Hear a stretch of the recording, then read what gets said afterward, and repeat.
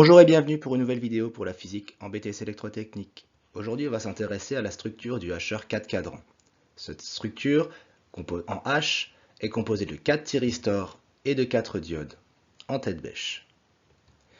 En entrée, on aura une tension continue et un courant continu.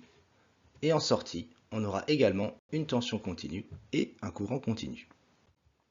Donc en entrée, on a une source de tension parfaite, ici à 120 volts, et le courant, lui, est haché. Donc en sortie, on a une tension continue, puisque sa valeur moyenne est non nulle. On constate cependant qu'elle est hachée et donc moins lisse que la tension d'entrée. Le courant va être quasi constant, on va le supposer ici quasi constant, et imposé par la charge. Pour pouvoir lisser encore plus le courant, il faudrait mettre en série avec le moteur une bobine, qui nous permettrait d'avoir un courant avec une ondulation plus faible. On va expliquer un peu le fonctionnement. Donc on va commander de 0 à alpha t les thyristors GTO1 et GTO4. Le courant va alors passer dans les branches 1 et 4.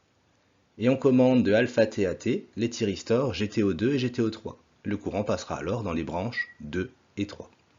Expliquons un peu le fonctionnement. Donc on va s'intéresser ici aux tensions VE et VC et aux courants IE et IC.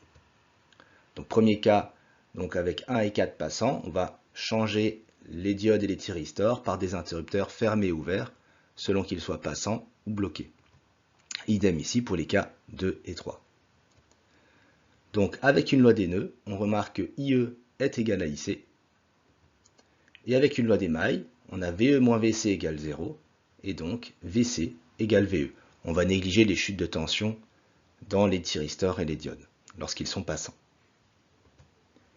Avec une loi des nœuds, cette fois-ci, dans le cas 2, on va avoir IE égale moins IC. Et on va avoir VE plus VC égale 0, donc VC égale moins VE cette fois-ci.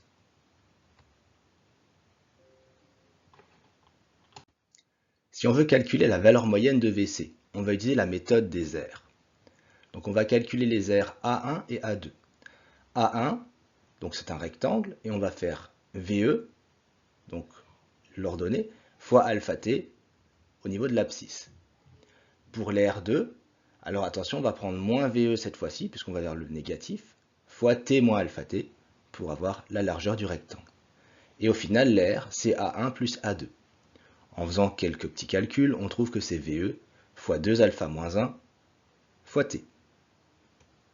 On calcule ensuite la valeur moyenne en utilisant la formule R sur la période, et ceci se simplifie en VE fois 2 alpha moins 1. On remarque donc que la valeur moyenne VC moy est négative si alpha est inférieur à 1,5 et la valeur moyenne est positive si alpha est supérieur à 1,5. Alors maintenant, comment savoir quels éléments vraiment sont passants? Donc j'ai repris le schéma qu'on avait juste avant et on va s'intéresser cette fois-ci au courant.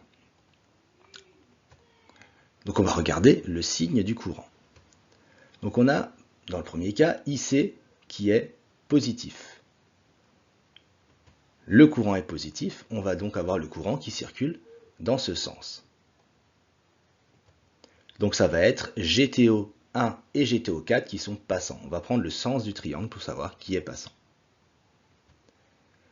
On a toujours IC qui est positif dans le deuxième cas, sauf qu'on a changé les composants qui vont passer, les branches dans lesquelles on va passer.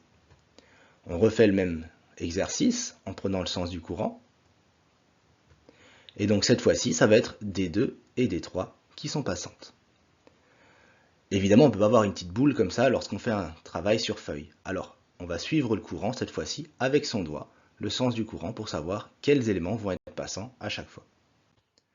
On va s'intéresser maintenant à l'influence des différents paramètres ici du montage. En modifiant alpha, on va pouvoir modifier la valeur moyenne de la tension du moteur à courant continu et donc modifier la vitesse du moteur. En modifiant le couple T, le couple résistant, le couple de la charge, on va modifier le couple que va devoir fournir le moteur et donc le courant absorbé par le moteur. Donc on va visualiser un petit peu tout ça. Donc premier cas, j'ai mis alpha égale 0,7 et un couple de 10 Nm. la vitesse de rotation du moteur sera ici à 517 tours par minute, on peut le mesurer donc avec le logiciel de simulation. On constate que comme alpha est plus grand qu'un demi, la valeur moyenne Vcmol est supérieure à 0. Ici, le courant Icmol est supérieur à 0, donc la puissance consommée par le moteur est positive. On a bien un moteur fonctionnant en moteur. Deuxième cas, on va prendre alpha égale 0,7, mais un couple résistant de moins 10 Nm. Cette fois-ci, on constate que la vitesse est un peu plus grande, à 682 tours minute, mais dans les deux cas, on a une vitesse positive. La valeur moyenne Vcmol est positive, par contre, la valeur moyenne du courant est cette fois-ci négative. Et donc la puissance consommée par le moteur est négative.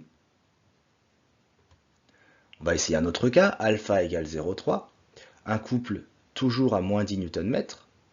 Cette fois-ci, on a la valeur moyenne Vcmol qui est inférieure à 0, le courant qui est également inférieur à 0, et la puissance par contre qui est positive. On a donc bien le moteur qui fonctionne en moteur.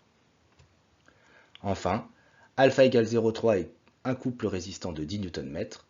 Donc on a une vitesse à moins 682 tours par minute, une valeur moyenne de tension Vcmol inférieure à 0, une valeur de courant Icmol supérieure à 0 et donc une puissance négative.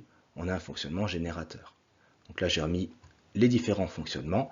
Donc en haut à droite moteur, en bas à droite générateur, en bas à gauche moteur, en haut à gauche générateur. On retrouve finalement les 4 cadrans de fonctionnement du moteur. Et donc j'ai placé également les axes ici N et C de la vitesse et du couple.